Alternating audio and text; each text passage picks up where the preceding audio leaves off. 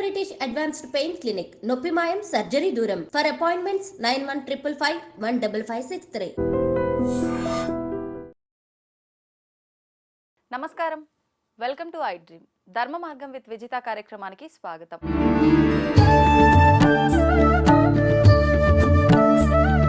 ప్రస్తుతం మనతో పాటు ఉన్నారు Sun Spiritual Society founder, vegetable therapist Vikramaditya గారు. ఇప్పుడు వారితో మాట్లాడి మరిన్ని విషయాలు తెలుసుకుందాం. నమస్తే అండి. నాకు ఒక చిన్న డౌట్ అని చెప్పాలి. ఇది ఈ మధ్య నేను ఒక వీడియో కూడా చూసా. అంతే జనరల్గా ప్రతి ఒక్కరింట్లో ఈ డిస్కషన్ ఒక్కసారైనా వచ్చే ఉంటుంది. ఏంటి అంటే, పెద్దవాళ్ళు ఉన్న ఇళ్ళల్లో చెప్తుంటారు, మీ ఆయన స్నానం చేశాడు కదా, ఆయన లోదుస్తులు అక్కడ వదిలేశాడు, స్నానం చేసి వెళ్ళి ఉతుకు అని చెప్పి పెద్దవాళ్ళు చెప్పడం అయితే చాలా సందర్భాల్లో వింటూ ఉంటాం. అయితే క్వశ్చన్ ఏంటి అంటే, అలా భర్త లోదుస్తువుల్ని ఖచ్చితంగా భార్యే ఉతకాలా? ఎవరి వస్తువులు వాళ్ళే క్లీన్ చేసుకుంటే తప్పే ఉంది అంటే, ఎవరి వస్త్రాలు వాళ్ళే క్లీన్ చేసుకుంటే తప్పే ఉంది, భార్య ఎందుకు క్లీన్ చేయాలి అని నా క్వశ్చన్. ఈ మధ్యకాలంలో ఒక వీడియో కూడా చూసాం, ఎందుకు అలా చేయాలి అని చెప్పి కొంతమంది, చేస్తే తప్పే ఉందని కొంతమంది, సైంటిఫిక్గా చెయ్యొచ్చు అని కొంతమంది, రకరకాలుగా ఆ వీడియోకి మాట్లాడిన వాళ్ళు ఉన్నారు. మీ వర్షన్లో అసలు ఏంటి ఇది? ఎక్కడ మొదలైందంటే అమ్మ, చాగంటి కోటేశ్వరరావు గారికి ఎడ్యుకేషనల్ స్టూడెంట్స్ విషయంలో వ్యక్తిత్వ వికాసానికి ఒక బాధ్యత ఇచ్చారు ఆయనకి. దాని గురించో లేకపోతే ఈ విషయం మాట్లాడాలను, పురుష ఆధిక్యతని మేము ఒప్పుకోం, మీరు వేసుకున్నటువంటి లోదుస్తులు మేమెందుకు ఉతకాలి, ఉతకకపోతే ఆ ఇంట్లో సౌభాగ్యం కలిసి రాదా, ఇవే ప్రశ్నలు. అజ్ఞానం అమ్మ. అంటే ఇప్పుడు మీరు మీ భర్త బట్టలు ఉతకడానికి బట్టలు ఉతుకుతారుగా మీరు? ఉతుకుతాం. అంటే ఇప్పుడు మీరు, అంటే నాకు తెలిసి ఇప్పుడు ఏ గృహిణి కూడా బట్టలు నానబెట్టి వాటిని కాలువ గొట్టుకు పట్టుకెళ్ళి కాలువల దగ్గర, పిల్ల కాలువల దగ్గర, చెరువుల దగ్గర ఉతికేవారు పూర్వం. అవును, చాలా పెద్ద బాధ్యత. చేస్తున్నారా ఎవరన్నా? లేదండి, ఇప్పుడు అంత ఓపిక ఎవరికి ఉంది, అన్ని మిషన్ లో పడేస్తున్నారు. పూర్వం అంటే ఒక 10-15 ఏళ్ల క్రితం కూడా ఇళ్లలో జరిగేవి. అవును అవును, ఉతకడం, నానబెట్టడం అనేది ఉండేది. ముందు పొద్దున లేచిన వెంటనే బట్టలన్నీ తీసి అందులో వేసి నానబెట్టి, తర్వాత వంటలన్నీ అయిపోయిన తర్వాత శుభ్రంగా బట్టల దగ్గరికి వెళ్ళేవారు. ఇప్పుడు అది కూడా లేదు. శుభ్రంగా లేచి నోట్లో బ్రష్ పెట్టుకుని, అదేంటది వాషింగ్ మిషన్, బట్టలన్నీ అందులో వేసి ఒక స్పూన్ వేస్తూ వచ్చింది. కానీ అంటే ఇందులో ఇక్కడ లోదుస్తులు, అది లోదుస్తులు కాదు, అంగవస్త్రము. మనం మాట్లాడేది కౌపీనము, గోచి.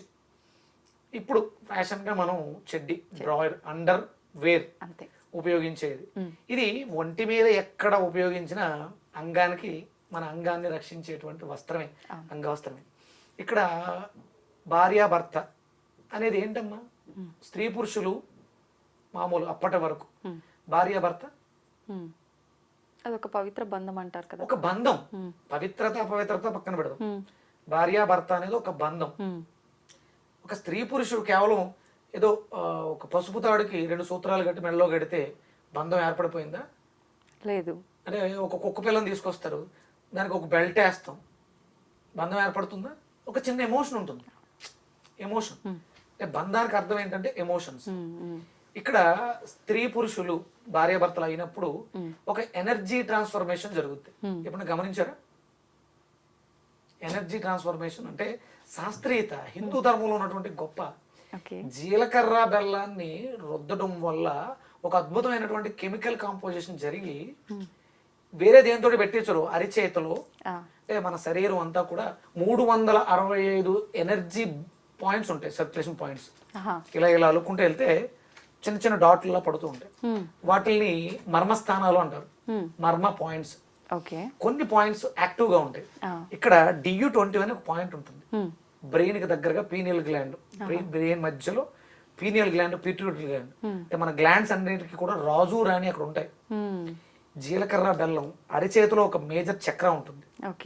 ఇవన్నీ కూడా ఎనర్జీ సెంటర్స్, చిన్న చక్రాలు ఉంటాయి. ఇక్కడ పెట్టిన తర్వాత తమలపాకు అడ్డు పెడతారు మధ్యలో.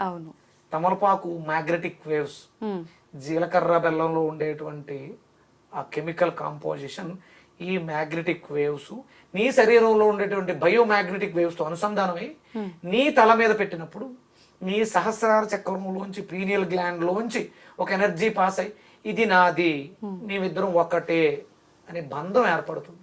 ఇది శాస్త్రీయత, సైన్స్. ఇక్కడ ఎమోషన్ ఏర్పడింది, అక్కడ నుంచి మీ ఇద్దరు ట్రావెలింగ్ మొదలు పెట్టారు.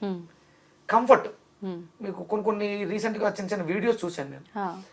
స్పర్శ ద్వారా కళ్ళకు గంతలు కట్టి ఇది మా ఆయన ఈజుల్లో ఎలా ట్రావెలింగ్, టచ్, స్పర్శ, ఫీల్, ఒక తెలియని సెక్యూరిటీ. మగవాళ్ళందరి దగ్గర ఆడవాళ్ళు సెక్యూరిటీని ఫీల్ అవ్వగలరు. తండ్రి అంటే ఎమోషన్తో సెక్యూరిటీ ఫీల్ అవుతారు. అలాగే బ్రదర్, అలాగే హస్బెండ్. నలుగురు మగవాళ్ళే, నలుగురు దగ్గర ఒకేలా ఉంటారా? ఉండరు. మారింది ఎమోషన్, మారుతుంది. ఇక్కడ మాత్రం కేవలం భార్య భర్త అన్నప్పుడు ఈ ఎనర్జీ ట్రాన్స్ఫర్మేషన్ మీలోంచి నాకు, నాలోంచి నీకు. అంటే ఇప్పుడు మాట్లాడుకుంటున్నాం కదా, మన సోలార్ ఫ్లెక్సెస్ కనెక్ట్ అవుతాయి భావోద్వేగాలు. ఓకే. ఇవాళ పొద్దుట నేను ఒక ఆవిడ ఫోన్ చేశాను పూజకు ముందు. తర్వాత నేను అయిపోయిన తర్వాత ఆవిడ ఫోన్ చేశాను. ఆవిడ మెడిటేషన్ లో ఉండి నాకు ఫోన్ చేద్దాం అనుకుంది ఆవిడ. తర్వాత నేను కొంచెం అడ్వాన్స్డ్ గా ఉన్నాను, నేను చేశాను ఆల్రెడీ. ఆవిడ ధ్యానంలో ఉండడం ఫోన్ ఎత్తలేదు. చూసుకుని నవ్వుకుంది ఆవిడ. గురుగారు నేను ఇలా అనుకున్నాను మీతో మాట్లాడాలని, భానుసప్తమి గురించి మాట్లాడాలని. ఇద్దరి మధ్య జరిగిన కాన్వర్సేషన్ అదే టెలిపతి అంటారు. ఒక అభిమానం, ఒక గురువు అనే బాధ్యత, శ్రద్ధతో ఆవిడ చేయాలనుకుంది. నాకు ముందు తెలిసి నేను ముందు చేశాను దాని గురించి చెప్పాలని. కమ్యూనికేషన్ ఇది ఎమోషనల్. ఇక్కడ సైంటిఫిక్ గా రీసెంట్ గా బ్రెజిల్ లోనే ఎక్కడో ఒక టెస్ట్ చేశారు వాళ్ళు. కొంతమంది ఆడవాళ్ళని పెట్టి వాళ్ళ భర్తల యొక్క విడిచిన వస్త్రాలని స్మెల్ చూపించడం ద్వారా సేమ్ పించులో ఉంటే స్ట్రెస్ తగ్గింది, సేమ్ పించు లేకపోతే స్ట్రెస్ పెరిగింది వాళ్ళకి. షట్టలు ఇచ్చారు, వాసన చూడండి అన్నారు. అంటే మీ పక్కకు వేరే అన్య వ్యక్తి వచ్చి నిలబడితే స్మెల్ వస్తే కదా సేమ్ ఎక్స్ప్రెషన్. అదే భర్త వస్తే అంటే భరించలేకపోతే అది వేరే విషయం, భరించగలిగితే ఇష్టమైతే అభిమానం అయితే ఎలా ఉన్నా సెక్యూర్డ్గా ఉంటారు. ఇదే చెడ్డీ విషయంలో జరిగింది. నాకు నేను 10th చదివే టైంలో 92 నేను మా అక్క వాళ్ళ ఇంటికి గ్వాలేరు వెళ్ళినప్పుడు నాకు మా అక్క నేర్పినటువంటి మొట్టమొదటి మాట నాకు అంటే, అమ్మ అప్పుడు ఇంకా పెళ్ళవలేదు కాబట్టి అమ్మ చేసి పెడుతుంది. తల్లికి ఎలాంటి ఎమోషన్ ఉండదు, ప్రేమ తప్ప. ముడ్డి గడిగింది అన్నీ తల్లే చేసింది కాబట్టి అక్కడ ఎలాంటి అబ్జెక్షన్ లేదు. మా పెద్దక్క చెప్పింది, ఇది అక్కతో కూడా చేయించుకు, నువ్వు నీది నువ్వే ఉతుక్కో. ఎమోషన్స్ ఇవి. ప్రతి బట్ట మనం ఎవరు పడితే వాళ్ళకి మన బట్టలు దానం చేయకూడదు. మన ఎమోషన్స్ వీటిలో ఉంటాయి. ఎందుకంటే 8 గంటలు నన్ను అంటి పెట్టుకుని ఉంది. నా భావోద్వేగాలని దీంట్లో ఉంటాయి. ఉతికితే పోతాయి. ఉతికే వరకు మరి పట్టుకుంటే ట్రాన్స్ఫర్ అవుతుంది ఎనర్జీ. అది భార్య మాత్రం దానికి ఆ ఎమోషన్స్ తన కంట్రోల్లో ఉంటాయి. తన సొంతమేగా. ఏదో ఒక ఎమోషన్ వచ్చింది, ఆ వస్త్రాన్ని టచ్ చేసినప్పుడు దానికి సొల్యూషన్ ఉందిగా. వాళ్ళిద్దరి మధ్య బంధం ఉంది కాబట్టి. అదే పరస్త్రీ, అది తల్లికి ఆ ఎమోషన్ ఉండదు, కొడుకే. ఎంత ఎదిగినా కొడుకే, మారడు. ఇవి దీన్ని దృష్టిలో పెట్టుకుని శాస్త్రంలో ఉంటాయి. అందుకని చాగంటి కోటేశ్వరరావు గారు అలా చెప్పడం జరిగింది. దాన్ని మనం వక్రీకరించడం ద్వారా మన విజ్ఞతను కోల్పోయాం. ఇక్కడ ఎమోషన్స్ స్త్రీని తొక్కేయాలని కాదు. పనమ్మాయి ఇష్టమైతే ఒకలా ఉతుకుతారు, లేకపోతే తిట్టుకుంటారు. ఈ దరిద్రుడికి దీన్ని పిండుకోవడం కూడా చేత, ఎంత పనమ్మ వచ్చింది. ఇది చెడ్డీ అనేది కాదు, వస్త్రాలు. అందుకని చాలా జాగ్రత్తగా. అంటే పూర్వం ఏం చేసేవారంటే స్నానం చేసేటప్పుడు బకెట్లో వేసి గుంజేసి పక్కన పెట్టేస్తారు. ఆ ఎమోషన్ అక్కడ వెళ్ళిపోతుంది. తర్వాత వాళ్ళు పూర్తిగా మిగతా పని వాళ్ళు చేస్తారు. ఇది శాస్త్రం చెయ్యాలి. ఎవరూ లేరు, పెళ్ళవలేదు, తల్లే చేస్తుంది. తల్లి ఏమి అలా ఫీల్ అవుతుంది. ఎమోషన్స్ ఉంటాయి కాబట్టి. ఇంకొకటి అంటే అక్కడ అలా అంటే ఆయన చెప్పింది ఏంటంటే, అశ్రద్ధగా వదిలేసి వెళ్ళిపోతే నీ ఎనర్జీ ఆ వస్త్రాన్ని పట్టుకెళ్ళి మనం నెగిటివ్గా కూడా వాడచ్చు. చేతబడులు ఇలాంటి ప్రక్రియలు ఉంటాయి కదా. వస్త్రం దొరికితే, ఎంట్రుకలు దొరికితే, మట్టి దొరికితే అంటారు కదా. అంటే అందులో ఉంది ఏంటి, నీ ఎనర్జీ. దాన్ని నేను ఇంకొక ఎనర్జీతో మిళితం చేస్తే నీకు చెడు జరిగే అవకాశం ఉంది కదా. ఇంత ఉందమ్మా. ఇవన్నీ చెప్పకుండా చాగంటి కోటేశ్వరరావు గారు భార్య ఉతకాలి, లేకపోతే తల్లి ఉతకాలి, పెళ్ళైతే భార్య ఉతకాలి, ఇంకొకరికి అవకాశం ఇవ్వకూడదు. ఇంత ఆలోచించి చెప్పాడు ఆయన. ఆయన మంచి మాట చెప్పితే నాకు కడుపు మంట అయి ఉండొచ్చు, నాకు గ్యాస్ట్రిక్ ఉండి ఉండొచ్చు, తట్టుకోలేక. దానికి 4 మసాలాలు. ప్రతి దానికి శాస్త్రం ఉంటుంది, వేదం ఉంటుంది. వేదం నుంచి వేదాలని చదవలేం కాబట్టి పురాణాల రూపంలో, కథల రూపంలో చెప్పుంటారు. అవి చదువుకున్నారు కాబట్టి పెద్ద ఆయన చెప్పారు. అందుకని మగవాళ్ళైనా ఆడవాళ్ళైనా మీ వస్త్రాలు మీరు ఎవరికి అంటే లోదుస్తులు వాటితో మారిపోద్ది. లోదుస్తు అనగానే ఎమోషన్ మారిపోతుంది. అందుకని వాటిల్ని మనం బహిర్గతం చేయకూడదు.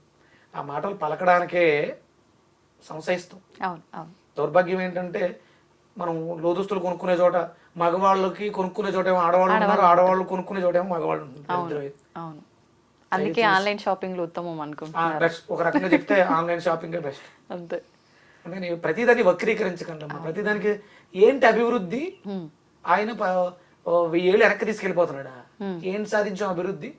ఒకవేళ తీసుకెళ్లారే అనుకోండి, అప్పట్లో అంతా బాగున్నారు కదా, అదే విధానం ఇప్పుడు ఉంటుంది. ఏమైంది నష్టం? అభివృద్ధి చెందాం, ఏమి సాధించాం? అదే కదా. చిన్న చిన్న పిల్లల్ని రేపు మానభంగాలు చేస్తా. కారణం ఏంటి? ఇలాంటివే ఈ అభివృద్ధి. అభివృద్ధి ఆరోగ్యకరంగా ఉండాలి. అవును. అధపాతాలను తొక్కేసేది ఉండకూడదు, హానికరం అయిపోతుంది. దయచేసి విజ్ఞతతో ఆలోచించండి. అవును. విజ్ఞానం అభివృద్ధి చెందలే.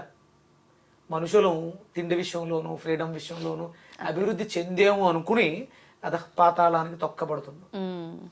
అందుకని ధర్మో రక్షతి రక్షిత. ధర్మాన్ని అనుసరించాలి, ధర్మాన్ని పాటించాలి. ఆచరణ సదాచారం అయి ఉండాలి. ఆచరణ సదా అంటే అందరికీ ఆమోదయోగ్యమై ఉండాలి. అది ఆలోచించాలి. ఆ రోజు మా అక్క తిట్టిందని దీనికి ఉతకడానికి బద్ధకమై ఉంటుంది, నన్ను ఎలా తిట్టిందో అనుకోవాలి. అవును అవును. ఒక మంచి విషయం చెప్పింది, ఆ రోజు నేను చెప్పింది నాకు గుర్తు, ఈ రోజు రీకలెక్ట్ అయ్యింది. అంటే దీన్ని బట్టి ఎవరేం చెప్పినా దాన్ని ఆలోచించాలి, ఎందుకు చెప్పారు అని. దానివల్ల మనకి ఎంత మంచి జరుగుతుంది అనేది అర్థమవుతుంది. గుడ్డిగా నమ్మొద్దమ్మా. నీ దగ్గర జ్ఞానం ఉంది కదా, ఒక్కసారి ఆలోచించాలి. దానివల్ల నష్టం వచ్చింది. అదే కదా. భార్య బట్టలు ఉతుకుతావు కదా, తీసుకెళ్ళి అందులో వాడేయటమే. అవును. ఏముంది దాంట్లో? అంతే. అలా వదిలేసావు, మన న్యాయాన్ని పోయినాయి. దానివల్ల ఏమవుతుంది? వస్త్రం పాడవుతుంది, రంగులు కోల్పోతాం, ఆ సున్నితత్వం కోల్పోతాం. అండర్వేరు ఎక్కువసేపు నీళ్ళలో నానితే ఆ సున్నితత్వం పాడైపోతుంది. సంవత్సరం వచ్చేది 6 నెలలే వస్తుంది, లాసు. కొత్త కొనుక్కోవాలిగా. అవును. ఇలా కూడా ఆలోచించాలి. బడ్జెట్ పద్మనాభంలా ఆలోచించాలి. ప్రతిదీ బడ్జెట్ వేసుకోవాలి. మన అంతా కూడా ఆర్థిక సమతుల్యత మీద ఆధారపడి ఉంది కాబట్టి ఇలా ఆలోచించండి. పోనీ అలా కాకపోతే అవును, ఈ దౌర్భాగ్యాలన్నీ కన్నా ఎవరి దాన్ని పిండుకుంటే పోయే. అంతే కదా, గొడవే లేదు. కరెక్టే అండి. ఇప్పుడు చూద్దాం మన వీడియో కూడా ఎంతమంది ఎంత వ్యతిరేకంగా కామెంట్స్ పెడతారో చూద్దాం. చేయండి, నేను యాక్సెప్ట్ చేస్తాను. నేను ఈ మధ్య ఒక 2-3 రోజుల క్రిందట ఒక వీడియో చూసిన. ఏంటి అంటే ఈ మధ్య కాలంలో ప్రతి ఒక్కరిలో ఉన్న ఒక సందేహమే అది. ఆవిడ ఒక వీడియో రూపంలో దానికి సమాధానంగా చెప్పారో ఏమో, ఆమె వర్షన్లో తెలియదు. కానీ ఏంటి అంటే ఆడవారి నెలసరికి సంబంధించి ప్రతి ఒక్కరిలో చాలా ఏమంటారు డౌట్స్ ఉంటూ ఉంటాయి. అయితే ఆవిడ చెప్పింది ఏంటి అంటే వీడియోలో ఒక అమ్మవారి విగ్రహం ముందు కూర్చొని, నాకు నెలసరి వచ్చిన 4 రోజుల్లో నేను గర్భగుడిలోకి వెళ్తాను, అభిషేకాలు చేస్తాను, అమ్మవారి అలంకరణ చేస్తాను, నైవేద్యం నివేదన చేస్తాను, నాకేమైంది, నేను బాగానే ఉన్నాను, ఏమీ అవ్వదు ఎవరికి కూడా. అసలు చెప్పింది ఎవరు అలా వెళ్ళకూడదు అని చెప్పి అని ఒక వీడియో పెట్టడం జరిగింది. ఆ వీడియో నేను చూశాను. తర్వాత అనిపించింది, ఏంటి ఇదంతా అసలు ఎటెళ్ళిపోతోంది, మన ధర్మం ఇంత గొప్పదంటారు, పెద్ద పెద్ద వాళ్ళు చాలా ప్రవచనాల రూపంలో మంచి మంచి మాటలు చెప్తుంటారు, ఇలా ఉండాలి అని మనకు ఒక మార్గదర్శకంగా ఉంటారు. మరి ఈవిడేంటి ఇలా మాట్లాడుతోంది అంటే, కొంతమంది మూర్ఖులు అంటుంటాం కదా, నాస్తికులు, దేవుణ్ణి నమ్మని వాళ్ళు కూడా ఉంటుంటారు. అటువంటి వారికి ఇది ఇంకా ఎంకరేజ్మెంట్ చేసినట్టు అయిపోతుందేమో ఇలాంటి వీడియోల వల్ల అనే ఒక చిన్న సందేహం నాకు వచ్చింది. మీరేమంటారు దాని గురించి? అంటే ఇప్పుడు ఆవిడకి ఏమీ అవ్వట్లేదు. ఇప్పుడు చూశాను, గత 4 సంవత్సరాలుగా ఆవిడ ఇదే పనిలో ఉంది. కేవలం ఆ పీరియడ్స్ టైంలోనే వచ్చి ఆ 4 రోజులు 5 రోజులు ఏదైతుందో చేస్తూ ఉంటుంది. ఆవిడకి అంటే ఏమి అవ్వట్లేదు. అంటే ఏమవ్వాలి? అమ్మవారిని ముట్టుకున్న వెంటనే ఆవిడ తల 1000 వక్కలైపోగాక, ఆవిడ శరీరం చిన్నాభిన్నం అయిపోగాక, అంతే. ఇలా అవ్వాలమ్మా అంటే అదే ఎక్స్పెక్ట్ చేస్తున్నారు. అంటే భగవంతుడు అనగానే ఏదో మహిమలు చూపించాలి, నిజంగా భగవంతుడు ఉంటే మరి ఆమె ఈ రకంగా అపవిత్రంగా వెళ్ళినా ఏం అవ్వలేదంటే. ఒకటి ఆలోచించండి, అసలు దేవాలయానికి ఎందుకు వెళ్ళాలి? మనశ్శాంతి కోసం. మనశ్శాంతి. ఆవిడకి అంటే మనశ్శాంతి ఇంట్లో లేదా? ఎక్కడ ఉంటదండి, పొద్దున్న లేస్తే కదా. అంటే మీరు ఒకటి మనశ్శాంతి కోసం దేవాలయానికి వస్తున్నారు. దేవాలయంలో మనశ్శాంతి ఏదో దొరుకుతుంది అక్కడ. ఓకే. అంటే ఈవిడ మీరు ఏమీ అవ్వలేదు, అసలు ఇలా నెలలో ఒక 4 రోజులు అక్కడే ఉంటుంది అంటే ఆవిడకి ఇంట్లో మనశ్శాంతి లేక ఇక్కడికి వస్తుంది. ఏం బాగాలేదు కదా ఆవిడ, అవును. ఒకటి. ఇంకా చాలా ఉన్నాయి మనం మాట్లాడుకోవాలంటే. ఇప్పుడు 28 రోజుల 30 రోజుల అదే మీకు పీరియడ్స్ టైము మిగతా ఆ 4 రోజులు తీసేస్తే 21 రోజు 25 రోజులు. ఈ 25 రోజులు ఎందుకు దేవాలయానికి రావట్లేదు? అసలు ఆడా మగ కాదమ్మా, దేవాలయానికి ఎందుకు వెళ్ళాలి? అసలు దేవాలయాలు అంటే ఏంటి? దేవ ఆలయము అంటే ఒక శక్తిని కేంద్రీకరించి అక్కడ కూర్చోపెట్టాం. పూర్వం దేవాలయాలు ఎందుకు ఉండేవంటే డబ్బులు దాచుకోవడానికి, ధనాగారాలు, ఏదైనా అవసరం వస్తే, అంటే ఉన్నవాడు వేసి వెళ్ళిపోతే లేనివాడు అక్కడికి వచ్చి దాన్ని పొందడం కోసం, బ్యాంక్స్ కింద, హాస్పిటల్స్ కింద. అంటే దేవాలయంలో ఉండేటువంటి అర్చకులు ఆయుర్వేద అంటే వాళ్ళకి వేదం తెలుసు కాబట్టి ఆ ఆయుర్వేద సహితంగా మందులు తయారు చేసి వాటిని అక్కడ వాళ్ళు ఇచ్చేవారు. అంటే దేవాలయం అంటే ఒక హాస్పిటల్, ఒక బ్యాంక్, ఒక ధైర్యం. అంటే మనకి పాకెట్ ఎంతో, పర్స్ ఎంతో, ఒక గ్రామానికి ఒక దేవాలయం అంత. అందుకని అక్కడికి వెళ్ళేవారు. ఏదో అమ్మవారికి కొబ్బరికాయ కొట్టేస్తే, అమ్మవారికి అభిషేకం చేసేస్తే, అమ్మవారికి అద్భుతంగా అలంకారం చేసేస్తే ఏదో వచ్చేస్తుంది అనే కాదు కదా. కాదు, అదొక శక్తి. దాని మీద మన దృష్టి కేంద్రీకరించడం కోసం అలంకారాలు ఇవి పెట్టాం. అభిషేకం ఎందుకు చేస్తాం అనే దానికి కూడా సాంప్రదాయం ఉంది. మనం ఒక శివలింగాన్ని స్థాపన చేసినప్పుడు శివలింగాలు ఏమి నార్మల్ శివలింగాలు కాదు. మీకు కిందకు ఒక 20 అడుగులు లోపలికి, పైకి కనిపించేది ఒక 2-3 అడుగులు, 5 అడుగులు, 6 అడుగులు. మీకు ద్రాక్షారామ శివలింగం చూస్తే కింద భూమి నుంచి పైకి ఇంచుమించు 25 అడుగులు ఉంటుంది. మరి కిందకి ఎంత ఉంటుంది? అలాగే అరుణాచలం ఇలా. అంటే అభిషేకం కేవలం శివుడికే బాగా ఎక్కువ చేసేవారు, శివుడికే చేస్తారు. నమక చమక సహితంగా రుద్రాభిషేకం, దానికి అర్థం ఉంది. అంటే ఒక ఎనర్జీని బ్యాలెన్స్ చేయడం కోసం. ఇది పైన 5-6 అడుగులు ఉంటూ కిందకి చాలా లోపలికి ఉంది కాబట్టి ఇక్కడ మీరు ఇచ్చేటువంటి అభిషేక జలం బ్యాలెన్స్ చేస్తుంది. ఇది మన సాంప్రదాయంలోనే, హిందూ సాంప్రదాయంలోనే, భారతదేశంలోనే ఉంది. మీకు గుంటూరు లక్ష్మీనరసింహ పానకాల స్వామి, అక్కడ పానకం పోస్తే ఎక్కడికి పోతుందో తెలియదు. ఎందుకు పోయాలి పానకం? లక్ష్మీనరసింహ స్వామి తాగుతాడా? ఎక్కడో ప్రళయం జరగబోతున్న దాన్ని పానకం అంటే బెల్లంలో ఉండేటువంటి జిగురు, ఐరన్ తత్వం, ఆ చల్లదనం రాబోతున్నటువంటి ప్రళయాన్ని ఆపుతుంది, శాంతింప చేస్తున్నారు, ఉద్రిక్తం అవ్వకుండా. ఎప్పుడైతే అవి ఆగిపోతాయో దాని తర్వాత వచ్చేటువంటి బ్లాస్ట్లు తట్టుకోలేము మనం. అందుకని మన ద్వాదశ జ్యోతిర్లింగాలలో అభిషేకాలు ఎందుకు చేస్తారంటే భూమిని శాంతింప చేయటానికి. ఆ మంత్రోచ్చారం ద్వారా ప్రకృతిలో నెగిటివ్ ఎనర్జీని డిస్ట్రాయ్ చేయటానికి. 4 గోడలు ఇంతే స్ట్రక్చర్ లో కట్టాలి, అక్కడ ఉన్నటువంటి విగ్రహం ఈ సైజులో ఉండాలి, విగ్రహానికి తగ్గట్టుగా ఎంట్రీ గుమ్మం ఉండాలి, సింహద్వారం ఉండాలి, సింహద్వారానికి ఎదురుగుండా ఇంత దూరంలోనే ధ్వజస్తంభం ఉండాలి. ఆగమ శాస్త్రం, వాస్తు పురుషుని పెట్టుకుని ఇవన్నీ ఎందుకు చేస్తున్నారంటే ప్రకృతిలో జరిగేటువంటి వైపరీత్యాలని అరికట్టడానికి, మన జీవనం సుఖమంగా ఉండడం కోసం. ఇది తప్పు. ఇప్పుడు మీరు మాట్లాడుకున్నట్టు మాట్లాడితే అది ఏదైనా ఒక గ్రామ దేవత అయి ఉండాలి. ఆవిడ ఏదో చేస్తున్నారో ఏదైతే ఒక గ్రామ దేవత, అక్కడ ప్రతిష్ట ఆగమం కాకుండా జరిగి ఉండాలి. ఆగమం ప్రకారం జరిగితే ఆ విగ్రహం అద్భుతమైనటువంటి శక్తినిస్తూ ఉంటుంది. ఒకవేళ దానిని నిజంగా అపవిత్రం చేస్తే, అంటే అపవిత్రం చేయడం అంటే ఓపెన్ గా స్విచ్ చేసి ప్లగ్ లో వేలుపెట్టినట్టే, పవర్, కరెంట్. అది మనం దేవాలయాలకు ఎందుకు వెళ్తాం అంటే రీఛార్జ్ అవ్వడం కోసం వెళ్తాం. ఋతుక్రమం అని దాని గురించి మాట్లాడుకుందాం. తప్ప ఉప్ప పక్కన పెడదాం. మీరు కామాఖ్య వెళ్ళారు ఎప్పుడైనా? వెళ్ళలేదండి. అంబుబాచి మేళ విన్నారా? అమ్మవారికి సంవత్సరంలో ఒకసారి ఋతుక్రమం అవుతుంది, ఋతుస్రావం. ఆ 3 రోజులు దేవాలయాన్ని మూసేస్తారా సమయంలో? అమ్మవారి యోని అక్కడ పడింది.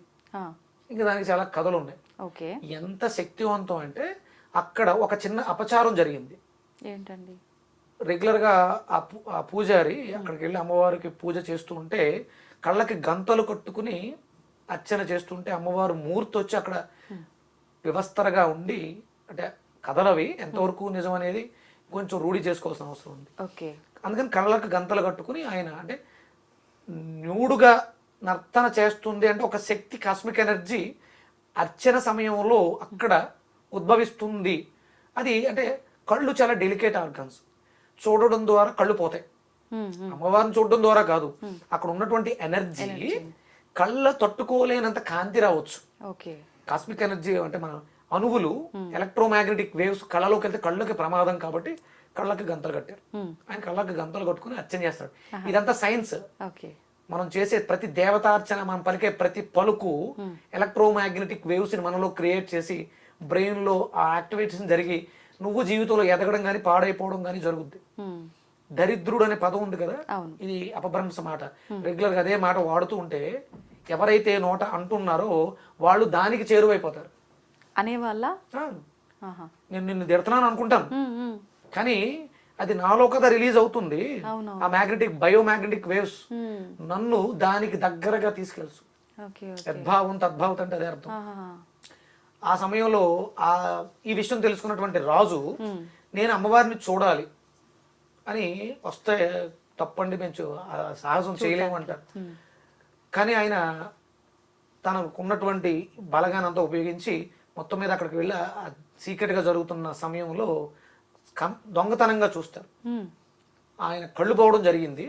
ఆ తర్వాత ఆ శాపం ఆ వంశానికి తర్వాత అంటే ఫ్లైట్ లో వెళితే ఫ్లైట్ లోంచి పొరపాటున కిటికీలోంచి దేవాలయ ప్రాంగణాన్ని చూస్తే కూడా ప్రమాదం.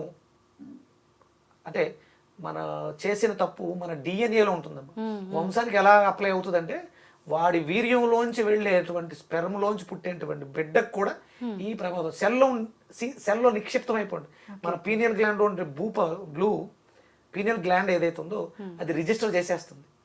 ఇది తరతరాలుగా తప్పు చేసిన భావన డిఎన్ఏలో నోట్ అయ్యి ఇది క్యారీ ఫార్వర్డ్ అవుతుంది. ఆ వంశం కూడా దేవాలయాన్ని చూడడానికి భయపడ్డారు ఇప్పటి వరకు స్టిల్. అంత పవర్ఫుల్. మరి అలాంటి దేవాలయాన్ని 3 రోజులు ఎందుకు మూసేస్తున్నారు వాళ్ళు? అమ్మవారి అజ్ఞానం కాబట్టి. ఇప్పుడు ఈ కార్యక్రమం ఎక్కడైతే జరుగుతుందో పాపం చాలా మంది భక్తులు భక్తితో ఆ దేవాలయానికి వెళ్తున్నారు. చూసుకోండి, ఒక అజ్ఞానురాలు ఆ దేవాలయాన్ని అపవిత్రం చేసేసింది 4 ఏళ్ల క్రితం.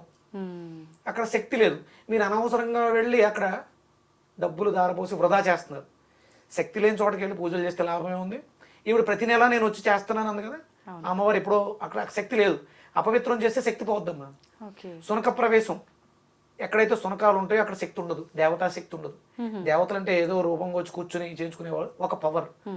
సునకము అంటే అది కొంచెం అశుద్ధంగా ఉంటుంది, అశుద్ధాలు తింటుంది కాబట్టి సునక ప్రవేశం ఉన్న చోట ధనద్రోవ శక్తి ఉండదు, రుణద్రోవ శక్తే ఉంటుంది, నెగిటివ్ ఎనర్జీ ఉంటుంది.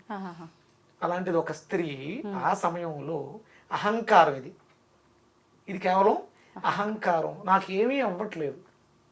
ఆ ప్రశ్నించిన వాళ్ళు ఎవరో ట్రస్టీ మెంబర్ అయి ఉంటారు.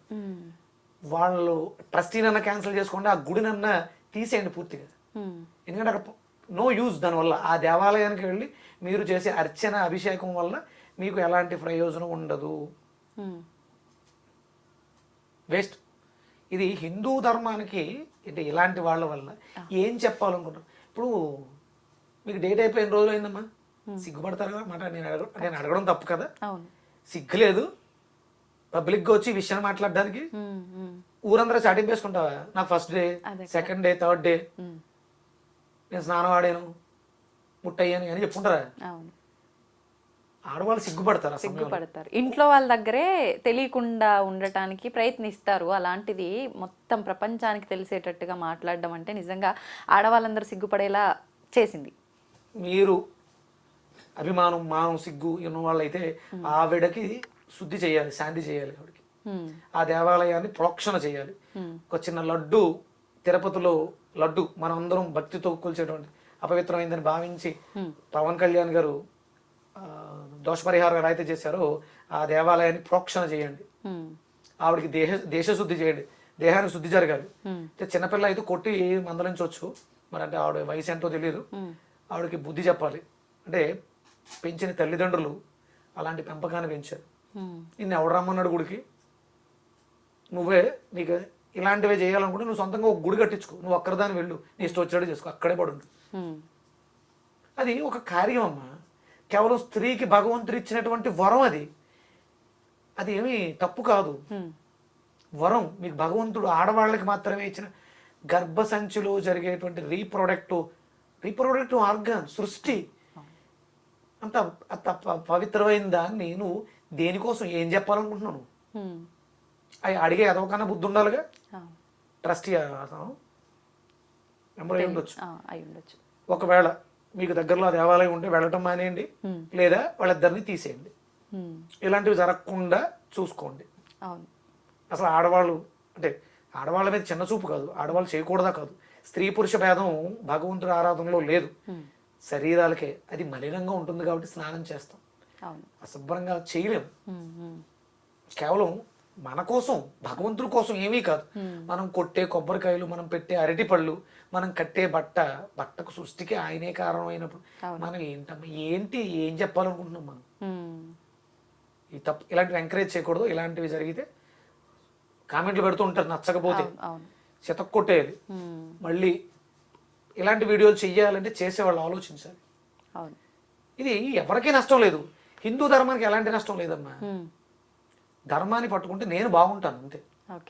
ధర్మానికి వచ్చే నష్టమే ఉండదు. హిందూ ధర్మం కొన్ని వేల సంవత్సరాలుగా ఎంతో మంది దండయాత్రలు చేసినా కూడా నిలబడింది. ఇంకా కొన్ని యుగాలుగా, కృతయుగం, త్రేతాయుగం, ద్వాపరయుగం, కలియుగం. ఈ కలియుగంలో కొన్ని వేల సంవత్సరాలుగా మీకు ఉజ్జయిని అంటే మన దేవాలయాల్లో సోమనాథ్ ఇన్ని లక్షల కోట్లు టన్నులు బంగారం పట్టుకెళ్ళిపోయినా మన ధర్మం ఇంకా అంటే ప్రపంచంలో సృష్టిలో అత్యంత శక్తివంతమైనటువంటి ధర్మం తన ఉనికిని కాపాడుకుంటూ వస్తుంది, ఇంకా కాపాడుతుంది. మధ్యలో వచ్చినాయి కదా ఇవన్నీ, మధ్యలోని కాలగర్భంలో కలిసిపోతాయి ఏదైనా సరే. ఇలాంటి వాళ్ళు ఆవిడకి ఏమీ అవ్వట్లేదు అని మనం అనుకుంటున్నాం, జరుగుతూ ఉంటుంది. అది పైకి వచ్చేసరికి బ్లాస్ట్ అయ్యేసరికి ఏముండదు, ఆవిడ ఉండదు, మాట్లాడుకోవడానికి మనం ఉండవు.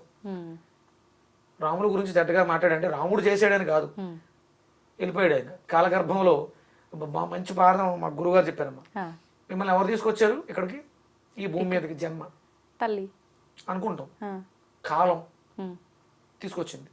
తర్వాత అయిపోతే ఏమంటారు, కాలం తీరిపోయింది.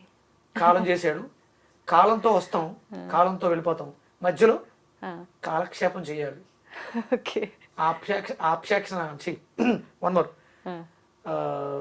ఆక్షేపణ చేయకుండా కాలక్షేపం శాస్త్రంగా చేసుకుంటే సుఖంగా ఉంటాం. ఆక్షేపణ అంటే అంటే ఇలాంటివి ఆక్షేపణలు, మూర్ఖపు ఆలోచనలా అలాంటివి అనుకోవచ్చు.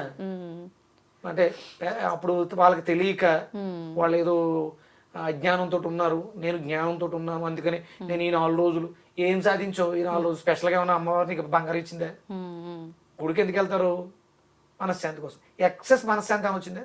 నీ మాటలు చూస్తుంటే నీకు మనశ్శాంతి లేదు, అందుకని ఈ రకమైనటువంటి ప్రేలాపన, దాని ఒక రకమైనటువంటి హిస్టీరియా వ్యాధి, అది అనారోగ్యంతో బాధపడుతుంది కదా, అంతే కదా, అర్థమవుతుంది అంతే. స్పెషల్ గా నేను ఇలా చేయడం వల్ల నాకు అమ్మవారు ఒక 100 కోట్లు డబ్బు ఇచ్చేసింది, బంగారం ఇచ్చేసింది, లేకపోతే అక్షయ పాత్ర ఇచ్చాడు, సూర్యుడు ఇచ్చాడు అంటే ఒక అర్థం ఉంది. నాకేమీ అవ్వలేదు అని ఎలా అనుకుంటావు? మీరు మెంతులు జల్లితే 2 రోజుల్లో మొలకలు వస్తాయి, గోధుమలు జల్లితే ఇంకొక 2 రోజులు ఎక్స్ట్రా తీసుకుని మొలకలు వస్తాయి.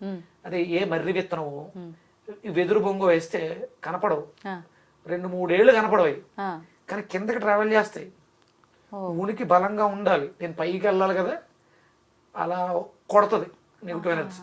భగవంతుడు ఏం కొట్టడు, ఆయన అన్ని అలా చూస్తుంటాడు.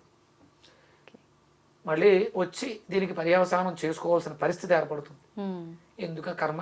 మరి ఇప్పుడు ఒకవేళ ఆమె తప్పే చేసింది, దానికి ఆమె ఒకవేళ అంటే తెలుసుకొని ఏదైనా శాంతి లాగా చాలా పెద్ద ప్రాయశ్చిత్తం చేసుకోవాలమ్మా. 4 సంవత్సరాలుగా పొగరుతో, ఇది తెలియక కాదు అజ్ఞానంతో, అంటే పబ్లిక్ లోకి వచ్చి మాట్లాడుతున్నాను నేను, అంటే తెలిసేగా. నేను 4 ఏళ్ళగా ఆడెవడో అడిగాడు, మీరు 4 ఏళ్ళగా మిమ్మల్ని నేను చూస్తున్నాను అని. వీళ్ళిద్దరూ తెలిసే చేస్తున్నారు. ఈడన్నా చెప్పు ఉండాలి. ఇది స్టార్టింగ్ లో నేను అలా చేద్దాం అనుకుంటున్నాను అంటే అప్పుడు ఎవరో ఒకరు చెప్పుండేవారు. అందుకని తెలిసి చేసావు కాబట్టి, తెలిసి చేసినా తెలియక చేసినా తప్పే, ప్రాయశ్చిత్తం చేసుకోవాలి. ఆ దేవాలయాన్ని అది అంటే ఎంత అనేది మనం చెప్పలేము. అంటే ఈ కర్రలతో వాటితో కాకుండా శుభ్రం చేయడానికి, నీ శరీరాన్ని, శరీరంలో ప్రతి అణువుని కూడా శుభ్రం చేయడానికి ఉపయోగించాలి. అక్కడ పనులందరినీ తీసేసి ప్రతినిత్యం 1 సంవత్సరం పాటు ఆ దేవాలయాన్ని ఆవిడతోటే తుడిపించాలి. లేదా ఆవిడ చేసిన తప్పుకి పశ్చాత్తాపడి ఈ దోషాన్ని నివృత్తి చేయతలే, అజ్ఞానంతో చేశాను అని ఆ దేవాలయానికి తడిబట్ట పెట్టాలి. ఇక పురోహితులు ఆగమ శాస్త్రాల ప్రకారం సంప్రోక్షణ చేసుకోవాలి. లేకపోతే ఉపయోగం ఉండదు, నష్టమేం కాదు కానీ ఉపయోగం ఉండదు దాని వల్ల. ఎంతో మంది భక్తితో నమ్ముకుని వచ్చిన వాళ్ళకి ఫలితం లేకుండా ఇన్ని లక్షల మందికి, ఇన్ని వేల మందికి ఆవిడ ద్రోహం చేసింది. ఆవిడ మీ ఫ్రెండ్ అయి ఉంటే చెప్పండి ఆవిడకి. ఇప్పుడు ఈమెను ఇన్ని క్వశ్చన్స్ అడిగి ఆమెను ఎంకరేజ్ చేసినట్టుగా మాట్లాడి ఆమె నోటితో సమాధానం చెప్పించిన వాళ్ళు ఆ ఆలయానికి రెగ్యులర్ గా వచ్చే వాళ్ళకి ఎటువంటి ఫలితం ఉందో కూడా తెలుసుకుంటే ఇప్పుడు నిజంగా ఒక మంచి అవగాహన కూడా వచ్చే అవకాశం ఉంటుంది. అంతే కదా? అంతేనమ్మా. అంటే ఎందుకనే మనం ఏదైతే తింటున్నామో దానికి గాలి వెలుతురు ఉండాలి, అది కళ్ళతో చూడాలి. అది తినేది బాగాలేదు, తినేదే మన మనస్సు అవుతుంది. ఆవిడ తినేది బాగాలేదు, అందుకని ఆవిడకి కడుపు మంట. ఆడవాళ్ళని ఆ 4 రోజులు రావద్దంటారా? సంతోషమే కదా. 26 రోజులు వచ్చావు, 4 రోజులు రెస్ట్ తీసుకుంటే నష్టమే వచ్చింది. అంటే ఈ 4 రోజులు మేము ఏమైనా దుబ్బేద్దాం అనుకుంటున్నావా? ఆడవాళ్ళు రావద్దన్నారు, మేము రెగ్యులర్ గా గుడికి వెళ్ళిపోతున్నాం, మాకేమైనా ఇచ్చేస్తుంది ఆవిడ వరాలు. ఏంటమ్మా అజ్ఞానం. అదే కదా, ఆలోచించండి ఒకసారి. పోనీ స్పెషల్గా ఈ 4 రోజులు మీకు దక్కేదని మేము ఏదన్నా మేము లేకపోతే పంతుల్లో లేకపోతే ధర్మమో దాచేస్తుంది. ఉన్నదానికి చేసిన దానికే శిక్షలు అనుభవించలేక వస్తున్నామే, కొత్తగా లేనిపోయినవన్నీ ఎందుకు? ఇవన్నీ ప్రకృతి వైపరీత్యాలు, ప్రకృతికి చేస్తున్నాం మనం ఇవన్నీ, భగవంతుడికి కాదు. ఆవిడ మూర్తి రూపంలో ఉన్నటువంటి శక్తి, ఆ మూర్తి రూపంలో ఉన్న దేవత కాదు అక్కడ, దాని కింద ఉన్నటువంటి యంత్రము, దాంట్లో నిక్షిప్తమైనటువంటి శక్తి. అలా ఆలోచించండి దయచేసి. అంటే ఆవిడని వక్రీకరించాలని కాదు, ఇలాంటి వాటిని మనం ఎంకరేజ్ చేయకూడదు. ఆ చుట్టుపక్కల ఉన్న వాళ్ళు చెప్పాలి ఆవిడకి. అంటే ఇవి చూడడం వల్ల వేరే వాళ్ళు చాలా మంది తయారవుతుంటారు. అందుకని గర్భగుడి ప్రవేశం శాస్త్రం తెలిసిన వాళ్ళకి, సంధ్యావందన పరులకి మాత్రమే ఉంది. ఎందుకంటే అది షాక్ కొడద్దమ్మా. దాన్ని తీసుకొచ్చి ఒక పంచపాత్ర రూపంలో, తీర్థం రూపంలో, ప్రసాదం రూపంలో మనకి ఎందుకు ఇస్తారంటే ఆ శక్తిని అందులోకి వాళ్ళు మంత్రోచ్చారంతో తీసుకొచ్చి కూర్చోపెడతారు. ట్రాన్స్ఫార్మర్ని మనం తట్టుకోలేము, పవరే కదా అని డైరెక్ట్ వైర్ తీసుకొచ్చి బల్బు కలిపితే పేలిపోతుంది. అందుకని ట్రాన్స్ఫార్మర్లోంచి మీటర్లోంచి ఎనర్జీ, పవర్. మన దేవాలయాలన్నీ కూడా పవర్ స్టేషన్స్. మనం ఛార్జ్ అవడానికి ఆ ప్రసాదాలు, ఆ దేవుడికి వేసిన దండలు, ఆ అమ్మకి కట్టిన బట్ట, ఇవన్నీ కూడా శక్తిని మనం ట్రాన్స్ఫర్ చేసుకోవడానికి ఉపకరణాలు. డైరెక్ట్ గా పట్టుకుంటే కాలుతుంది నిప్పు, కాబట్టి పట్టకారుతో పట్టుకున్నట్టు అవసరానికి వాడుకోవాలి తప్ప, నువ్వు స్నానంలో ఉన్న 4 రోజులు నిప్పే కదా పట్టుకో చేత్తు. అది నిప్పు కూడా మనం భగవంతుడిగా ఆరాధిస్తాం కదా. అమ్మవారిని నేను ముట్టుకున్నాను, అలంకారం చేశాను, నువ్వు నిప్పుని పట్టుకుని నిప్పుకి అలంకారం చేయి, కాలదా? కాలుతుంది కదా. ఏ నిప్పు కదా, నిప్పు దాని తత్వాన్ని చూపిస్తుంది. ఇది కనపడని నిప్పు. మనకు ఆ రేస్, ఎలక్ట్రోమాగ్నెటిక్ వేవ్స్ ఏవైతే ఉన్నాయో, ఇన్ఫ్రారెడ్ రేస్ అమ్మ, అది కంటికి కనపడదు. దయచేసి ధర్మంతో ఆటలాడితే మీతో పాటు మీ చుట్టుపక్కల ఉన్న వాళ్ళందరికీ ప్రమాదం. దయచేసి అలాంటి పనులు చేయొద్దు. తప్పు ఒప్పు అనేది పక్కన పెడితే, పెద్దవాళ్ళు తరతరాలుగా చెప్తూ వస్తున్నారు అని అంటే అలా చేయకపోతే తప్పేముంది, ఉంటే తప్పేముంది అనే ఒక ఆలోచన చేస్తే బాగుంటుంది. కడుపు కొట్టేస్తుంటే, నీకు ఆకలి వేస్తుంటే, నేను పాచి చేస్తుంటే అప్పుడు ఇవి చెయ్యాలి. స్నానం వచ్చిన 4 రోజులు ఆడవాళ్ళందరినీ గదుల్లో వేసేస్తాం, ఫుడ్ పెట్టం కాదు కదా. విశ్రాంతి తీసుకు, ఇప్పుడు కుదరట్లేదు, ఆఫీసుల్లోకి వెళ్ళాలి, వర్క్, జాబు, ఇవన్నీ ఎవరో చూడరు. ఇవి తప్పవు. దానికి ఏదో ప్రోక్షణ జరుగుతుంటుంది. ఇప్పుడు నేను అనుకుంటాను, ఇక్కడ లేడీస్ వస్తారు, ఇది కొంచెం ఏమన్నా నెగిటివ్ ఎనర్జీ స్ప్రెడ్ అయి ఉండొచ్చు, నేను పాజిటివ్గా ఉంటాను. నేను ఇంటికి వెళ్ళిన తర్వాత ప్రోక్షణ చేసుకుంటాను, స్నానం చేస్తాం. మీరు ఇంటికి వెళ్ళిన తర్వాత మీరు వాష్ చేసుకుంటారు కదా, ఆ 3rd డే తర్వాత ఒరిజినల్గా ఆ టైంలో మీరు స్నానం చేయకూడదు. ఎందుకంటే అది ఋతుస్రావం, ఆర్తవం బయటకు వెళ్తూ ఉంటుంది, వాటర్ తగిలితే ఇంకొంచెం ఎక్కువ బ్లీడింగ్ అయిపోతుంది. అందుకని డ్రైగా ఉంచాలి మిమ్మల్ని. మీకు కొంచెం వేడి కావాలి. మెచ్యూర్ అయిన వెంటనే పసుపు రాస్తారు, ఎందుకు? యాంటీబయాటిక్ కదా. ఇవన్నీ సైన్స్ అమ్మా, మీకోసమే. మీరు బాగుంటేనే మేము బాగుంటాం. మాకు వండి పెట్టేది, మాకు కావాల్సినవన్నీ చూసేది మీరే కదా. స్త్రీ లేకుండా ఏదీ జరగదు. ప్రతి పురుషుల్లోనూ సగం పురుష శక్తి, సగం స్త్రీ శక్తి. ప్రతి స్త్రీలోనూ మేజర్గా స్త్రీ శక్తి, కొంచెంగా పురుష శక్తి. Yin energy yang energy. Light ఎలగాలంటే ప్లస్ ఉండాలి, మైనస్ ఉండాలి. మిమ్మల్ని తొక్కేద్దామని, మీ ఆధిపత్యాన్ని మేము అణిచిపెట్టేద్దామని, మేము ఎక్కడికో వెళ్ళిపోదామని కాదు. దయచేసి అర్థం చేసుకోండి. తప్పకుండా అర్థం చేసుకుంటామండి. Thank you. సూర్యోస్.